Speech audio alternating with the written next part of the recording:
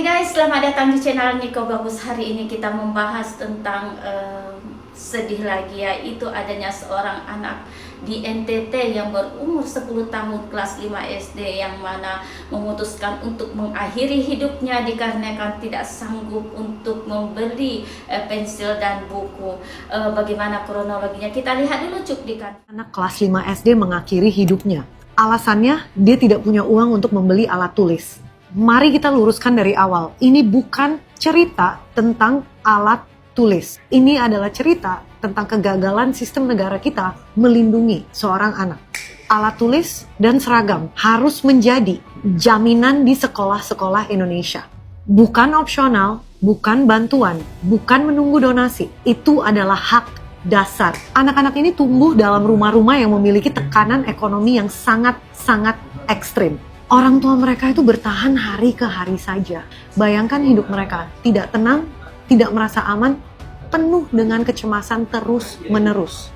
Dan di kondisi seperti itu, hal yang paling minimal yang harusnya dijaminkan oleh negara adalah anak-anak ini mendapatkan pendidikan yang layak di sekolah.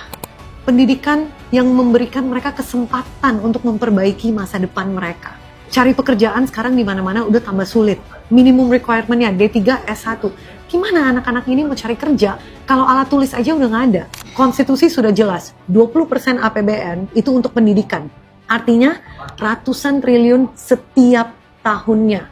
Ratusan triliun rupiah setiap tahunnya. Masalahnya tuh bukan dananya tidak ada, tapi kemana dana itu diarahkan? Sebelumnya kita pernah sibuk bahas digitalisasi pendidikan, dardir-durduer, triliunan rupiah dihabiskan. Sekolah dapat laptop, program terlihat canggih, Indonesia terlihat maju. Tapi kenyataannya apa?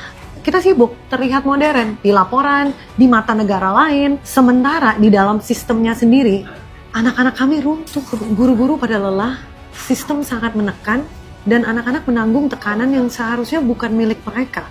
Lalu ketika tragedi terjadi, kita sibuk menyalahkan ibunya atau uangnya ke MBG dan lain-lain. Sibuk aja nyari alasan. Ini bukan kegagalan ibu yang tidak bisa membelikan alat tulis untuk anaknya. Ini adalah kegagalan sistem negara kita. Negara ini punya ratusan triliun rupiah untuk pendidikan. Punya kementerian, punya DPR. Tapi tetap saja masih ada anak-anak kita yang mengakhiri hidup mereka karena tidak punya alat tulis. Ini saatnya kita mulai berhenti bertanya kenapa anaknya bisa seperti itu. Dan mulai jujur bertanya, salahnya tuh di mana? Kenapa kita tuh harus selalu menunggu sesuatu menjadi viral, baru ada pergerakan, baru ada perubahan. Saya berharap kalian semua yang familiar dengan kasus ini menyuarakan opini kalian, make it loud. Dan untuk pemerintah, I really hope kita semua bisa memberikan kesempatan bagi anak-anak Indonesia untuk mendapatkan hidup yang lebih baik dan pendidikan yang luar biasa ke depannya. Bye guys.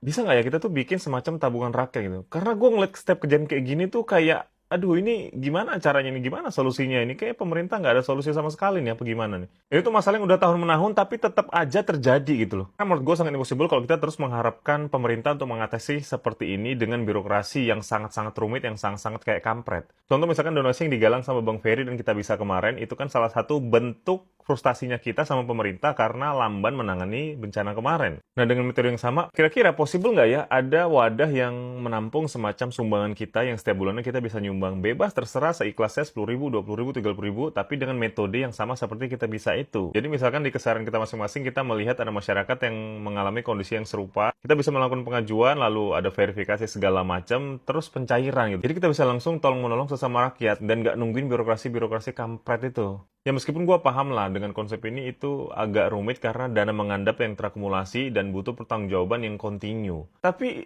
kayak mana ya? Kayak ini nggak ada solusinya dari tahun menahun gitu loh. Sementara sampai sekarang ini pemerintah itu belum ada solusi konkret yang ditawarkan dan ini terjadi dan terjadi lagi. Kalian ngerti nggak sih? Maksud gue itu kayak ini tuh udah terjadi tahun menahun dan sampai sekarang pemerintah itu belum ada memberikan solusi yang konkret gitu. Dan gua sebagai rakyat yang udah bayar pajak, teman-teman juga yang udah bayar pajak, terus tidak tepat sasaran, ya mungkin ada beberapa yang tepat sasaran, tapi ada hal-hal seperti ini yang tidak tersentuh, itu menurut gua kayak Gimana ya? Saya ingin kritik pemerintah habis-habisan hari ini, habis-habisan ya. Saya tidak peduli ya. Bapak Prabowo, lihat berita ini, seorang anak ya kelas 4 SD mengakhiri hidupnya ya dengan bunuh diri. Dikarenakan anak tersebut tidak bisa membeli ballpoint dan juga buku yang nilainya di bawah kurang daripada 10.000. Inilah cermin kehidupan kita pada negara kita. Masyarakat miskin ya yang kurang mendapatkan perhatian. Anak sekolah ya mungkin sekolahnya gratis tapi tidak dengan buku dan juga alat-alat tulisnya.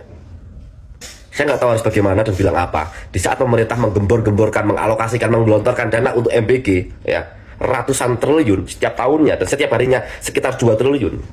Banyak anak-anak dari keluarga miskin yang saat ini masih susah.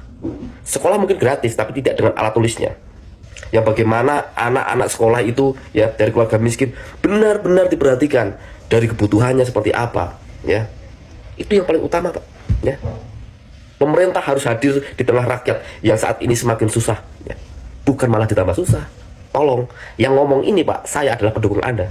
Ingat itu. Dan saya berani kritik. Saya bukan anak abah, saya bukan anak banteng ya. Saya bukan pendukung-pendukung seperti mereka yang menutup mata. Kalau udah dukung, wah, simpatik sekali. Tapi kalau kami melihat ada suatu hal yang salah dengan pemerintah, kami akan berbicara.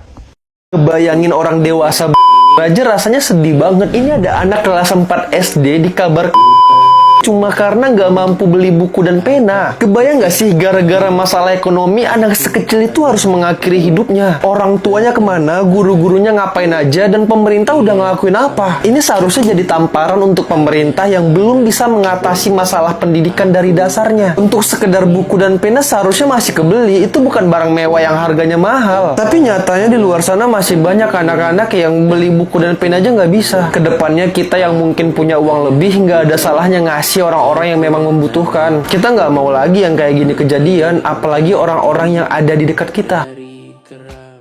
Kabar duka datang dari dunia pendidikan kita. Jujur gue sangat-sangat shock banget ketika kemudian ngeliat berita bahwa ada anak kecil tak berdosa umurnya 10 tahun, dia masih SD, dia harus mengakhiri hidupnya hanya karena tidak bisa kemudian mendapatkan akses pendidikan yang layak.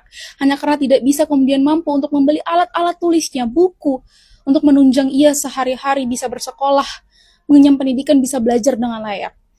Gue jadi ingat salah satu pidato dari Presiden Prabowo Subianto baru-baru ini banget yang menyatakan dengan sangat lugas, sangat tegas, sangat luar biasa percaya diri bahwa salah satu ciri-ciri negara yang akan menuju ke negara yang gagal adalah negara yang tidak memprioritaskan pendidikannya.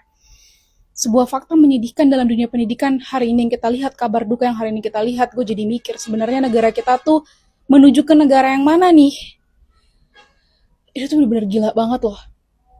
Enggak, ini bukan salah orang tuanya. Inilah merupakan kegagalan negara yang sangat nyata yang tidak mampu untuk menjamin akses pendidikan yang layak serta menjamin hidup yang layak bagi warga negaranya. Kenapa gue bisa bilang kayak gitu? Karena kalau misalkan pendidikan di negara ini benar-benar prioritas, kalau negara ini benar-benar ingin menuju negara yang maju, ketika mereka mampu untuk memotong hampir setengah anggaran untuk makan bergizi gratis dari anggaran pendidikan, maka harusnya mereka juga mampu untuk benar-benar memprioritaskan pendidikan. Maka seharusnya tidak akan ada kabar duka hari ini di mana ada anak kecil tak berdosa harus mengakhiri hidupnya hanya karena ia tidak bisa mengakses pendidikan yang layak.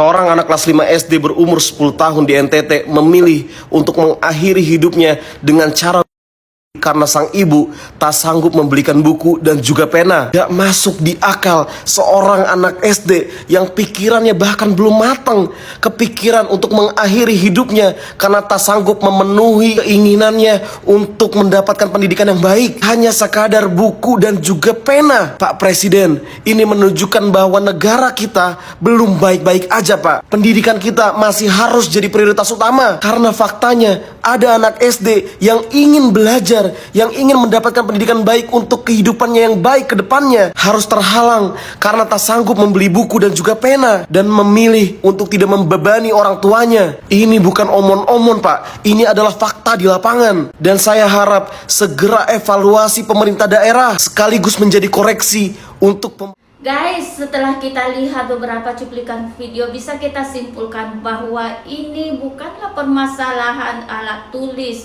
tetapi ini adalah bentuk keseriusan pemerintah sekarang untuk menangani pendidikan yang ada di negara kita, di negeri kita tercinta ini. Anggaran kita cukup besar, yaitu 20% APBN untuk anggaran pendidikan, tetapi kemana uangnya kita tidak tahu.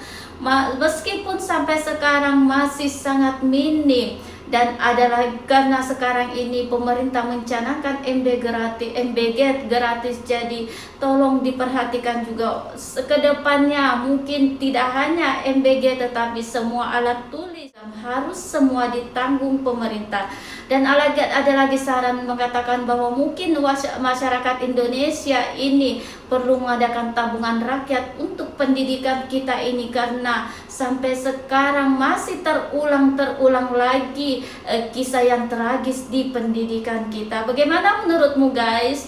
Tulis di kolom komentar. Dan ada lagi yang mengatakan bahwa Pak Presiden kita barusan pulang dari Inggris yang mengatakan pendidikan, kalau kamu melihat negara mundur maupun tidak berkembang, kamu lihat bagaimana ia memperlakukan maupun mengembangkan pendidikannya. Dan ini adalah suatu tamparan buat kita semuanya, bahwa mari kita perbaiki, mari kita benahi untuk seluruh pemerintahan mau yang bertanggung jawab di dalam pendidikan. Menurutmu guys, tulis di kolom komentar, apa sih sebenarnya yang paling mendasar yang perlu diperbaiki di dalam pendidikan ini, supaya hal-hal yang seperti ini maupun hal-hal yang mirip-mirip seperti yang menimpa pendidikan kita ini tidak terjadi lagi. Tulis di kolom komentar. Jangan lupa subscribe yang belum subscribe, jangan lupa like dan share. Terima kasih.